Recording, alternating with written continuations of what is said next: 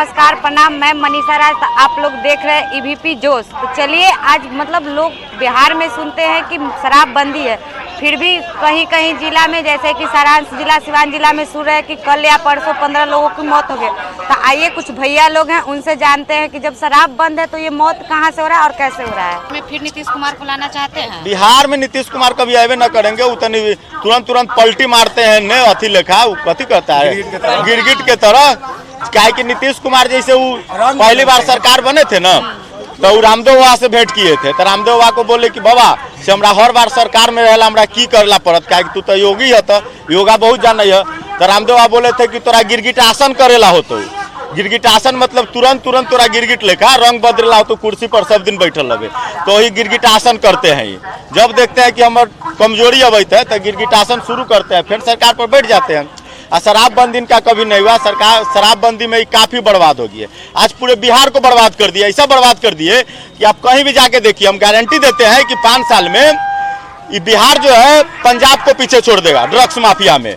आज कहीं भी जाके देखिए, जितना नवयुवक लड़का से है सब कोई सुलेशन मार रहा है, कोई कोटा मार रहा है, कोई गांजा के ऊपर स्मैक रख के पी रहा है, जो बिहार में जानता भी नहीं था। कोई सुइया ले रहा है, कोई बिहार में जानता भी नहीं था कि सब नाशा क्या है। लेकिन शराबबंदी के बाद इतना ज्यादा हो गया कि पूछिए मत।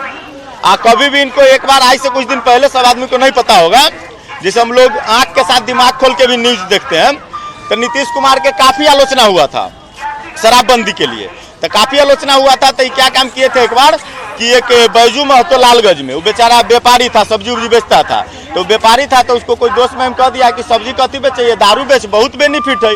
तो व्यापारी था बेचारा, दारू बेचना शुरू किया।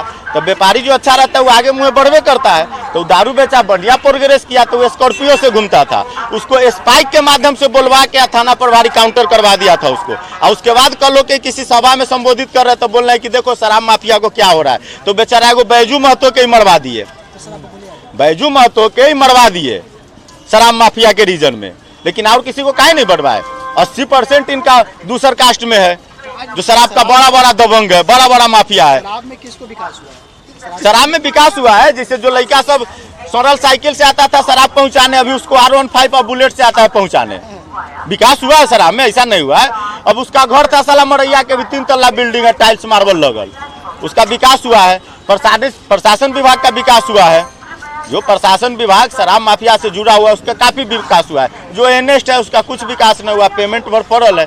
और दूसरा तो कोई धंधा है नहीं प्रशासन को। अभी इनकम प्रशासन के एक ही गो है, सिर्फ शराब और बालू, दारू और बालू में जो इनकम है वो प्रशासन को कहीं इनकम नहीं है। बस इससे ज्यादा कुछ नहीं कहना चाहते। जय हिंद।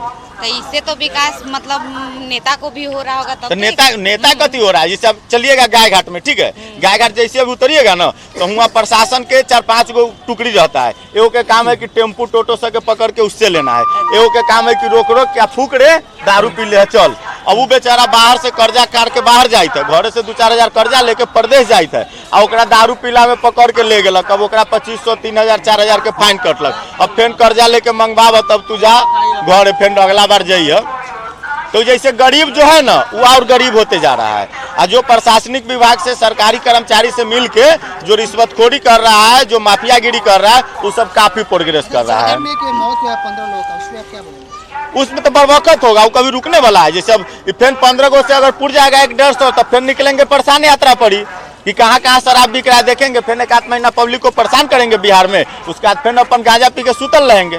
क्या कि इनका तो दूसरा काम है नहीं, गांजा पीना है, वही जो बोले थे विधानसभा में वही करना है। दूसरा इनके पास हम ही लोग न बनाए थे, खुद थोड़े हम लोग कहाँ बनाते हैं। जैसे इस बार तो हम गारंटी देते हैं कि तेजस्वी मुख्यमंत्री था, लेकिन काउंटिंग करवाए 3 बजे भोर तक। ईवीएम का काउंटिंग 3 बजे भोर से होता है, कैलकुलेटर पर 3 बजे भोर तक जोड़ेगा, वो तो तुरंत जोड़ देगा। लेकिन 3 बजे सब करता है। मंत्रालय में तो कौन मंत्री करता है हम लोग देखने जाते हैं। नीतीश कुमार के बारे में तो सब बोलता है, तो हम लोग भी बोल देते हैं। और नशा तो सब करता है बिहार में। तो खास करके जो गांजा इसमें कितना बढ़ गया कि आप कहीं भी शाम के स्टेशन कंपाउंड में जाइए, कोई ऑटो स्टैंड है, रिक्शा स्टैंड है, कहीं भी कोई भी स्टेशन पूरे बिहार में जाइए, इतना ज्यादा गांजा स्मैक का कोटा का धंधा हो रहा है, इतना ज्यादा कि पूछिए मत, जो बिहार में जानता नहीं था। पंजाब को भी पीछे छोड़ देगा ये लोग।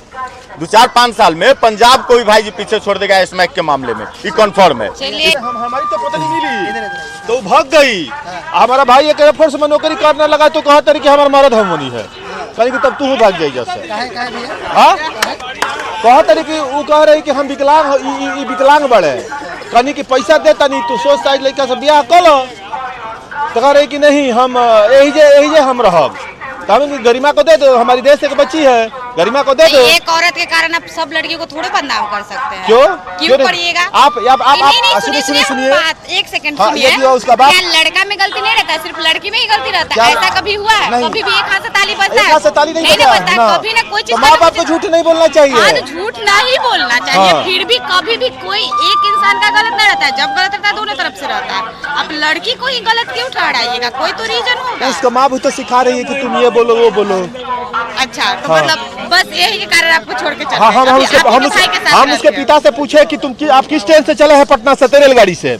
अरे कौन ट्रेन से चला बड़ा रेलगाड़ी से कहीं तब जाओ वही से चल जा। फिर अपनी पत्नी से पूछ रहे हैं कि कौन सी ट्रेन आ रही है। नहीं भैया, अपनी ऐसा पत्नी से नहीं पूछ रहे हैं होता है। हाजीपुर से हाजीपुर में अपनी पत्नी से पूछ रहे हैं कौन सी लेकिन ट्रेन आ रही है। ऐसा नहीं तो होता। तिलकवा वाला गाड़ी आवता तिलकवा वाला गाड़ी आवता चाचा चढ़ गया वहीं पर। सुनिए ऐसा नहीं होता है। चलिए अपना जो मोदी जी के बारे में बोला था बोलिए। मोदी जी ने पूरे देश को बर्बाद किया।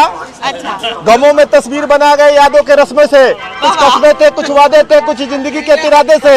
देशवासियों से उन्होंने किए जिंदगी से कई वादे थे। ताली मारिए। 5-5 लाख रुपया भूखा लोगों को सूचता है। कुछ कहिए। तस्वीर में गमों को भुला गए यादों के रस्मों पर कुछ कस्में में ले गए जिंदगी के सारे तस्वीरें। अब बरसों बाद न जाने क्या समा होगा, हम सब रिश्तों में कौन कहाँ होगा। और फिर मिलना होगा तब मिलेंगे ख्वाबों में जैसे सूखे गुलाब मिलते हैं किताबों में। तो मोदी जी से मतलब ये शायरी मोदी जी कुछ नहीं है। मोदी जी ने देश को सुनो मोदी जी ने सबके बोले कि हर आदमी के खाते में 20-20 लाख रुपया गया। शायरी सुनेंगे तो आपसे मिलने चलाएंगे। वो अब वो पूरे देश को बर्बाद कर दिए तो हैं। आपको कैसे बर्बाद किए उसका पूरा डिटेल बताइए। कैसे आधार कार्ड के हुआ के बैंक में पैसा रखा तक के हुआ। अच्छा निर्वाचन आयोग कार्ड के के बाद सिम लगा के उनका नाम से बतियाओ तरह। अच्छा, और कुछ बताइए मोदी जी के किसी भी बैंक में आप चले जाइए, पहले जाइए तो बैंक में आप होता है कि क्या आपने डिटेल लिया, क्या अप टू डेट हुआ आपका पास का, क्या आपका बैलेंस हुआ, क्या शेष चढ़ा। ए लाइन में खड़े रहिए, ए लाइन में खड़े रहिए, ए लाइन में। क्या बोलेंगे? अभी हम ट्रेन से आ रहे हैं तो विकलांग बोगी में सोझो लोग वही में बैठल बा, बकरियों वही में बिया। मार के भी हम कैसे मार देंगे? प्रशासन को चाहिए मारना। ये प्रशासन न करेगा। प्रशासन जब आप हम प्रशासन नहीं है ना। दारू पर बता दीजिए। दारू तो बिहार में बंद है, लेकिन अभी यूपी में दारू खुलेआम चल रहा है। कौन बोलता है कि बिहार में? यूपी में है, बलिया में है दारू। बिहार में कहाँ बंद है दारू? बिहार में बंद है लेकिन सप्लाई होता होगा, लेकिन बलिया में खुलेआम दारू बिक रहा है एनसीसी चौराहे पे। अच्छा, हाँ, और मोदी जी को चाहिए कि एक जो है पूरे भारत में विधवासिनी आश्रम बनाएं। विधवासिनी आश्रम, अच्छा। जहां लोगों को खाना मिले और सोना मिले फ्री का, और हर लोगों को एक ट्रीटमेंट मिले एक समान। ये नहीं कि वो गरीब है तो उसका 30,000 रुपया का ट्रीटमेंट कर दे, और जो अमीर है उसका 5 लाख का कर दे। ये नहीं, अमीर को हर आदमी का एक रेंज बनाना चाहिए कि क्या रेंज में उन्होंने क्या किसके लिए क्या किया। यदि आप हॉस्पिटल में आप जा रही हैं तो सबसे पहले क्या, तो 1 रुपया का पर्ची कटाइए। 1 रुपया का तो पर्ची कट जा रहा है, लेकिन वो एडमिट होते होते उसको 5 दिन लग जाएगा। उसके बाद ये जांच कराइए, इलेक्ट्रिक कराइए, इंडोस्कोपी कराइए, क्लोरोस्कोपी कराइए, अल्ट्रासाउंड कराइए। करते करते इतना जांचें हो जाएगी कि वो दम तोड़ देगा। ये जांच यदि फ्री का होता हर हॉस्पिटल में, केजीएमसी, पीजीआई, मेदांता, लीलावती, तो मोदी जी हमारे देश का हमेशा के लिए प्रधानमंत्री रहते, हमेशा के लिए। तब ना बनेगा। अब ना बनेंगे वो, कैसे ना बनेगा? देखिएगा।